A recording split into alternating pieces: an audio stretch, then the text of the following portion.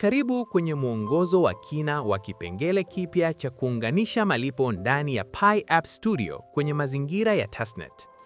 Katika awamu ya sasa ya testnet, waundaji wa programi wanaweza kuongeza miamala ya malipo ya majaribio ya Pi ambayo watumiaji wanaweza kuitumia wakiwa ndani ya program katika kipindi kimoja cha matumizi ambacho bado kiko hai.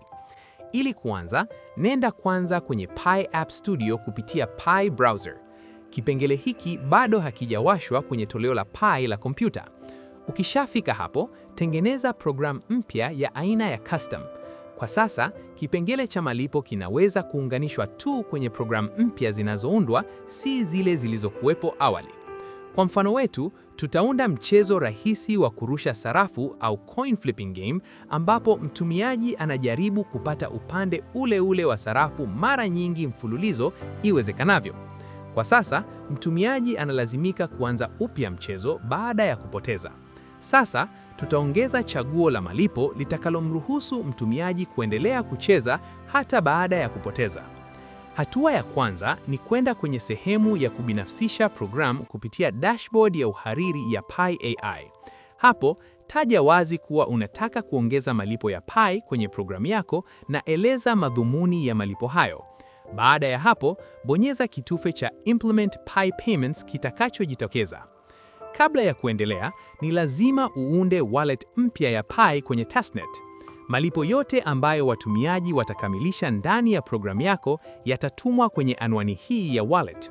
Hakikisha unahifadhi private key yako mahali salama na usimshirikishe mtu yoyote. Baada ya hapo, eleza kwa usahihi kabisa kile unachotaka kipengele cha malipo kifanye ndani ya programu yako.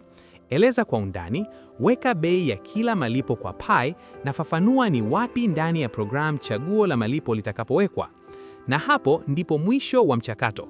Sasa, watumiaji wanaotembelea programu yako ya mchezo wa kurusha sarafu wanaweza kulipa Pi ya majaribio ili kuendelea na kipindi chao cha sasa cha mchezo baada ya kupoteza, bila kuanza upya alama zao. Unaweza kuangalia kiasi cha Pi ya majaribio ambacho programu yako imepokea kupitia dashboard ya mapato ya programu.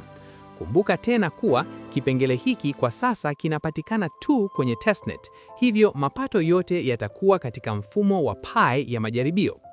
Kwa ujumla, kipengele hiki kipya cha kuunganisha malipo ndani ya Pi App Studio ni hatua muhimu kuelekea kuhamasisha njia za mapato kwa waundaji wa programu na kujenga mifumo endelevu ya kibiashara kwa programu zinazotengenezwa kupitia App Studio.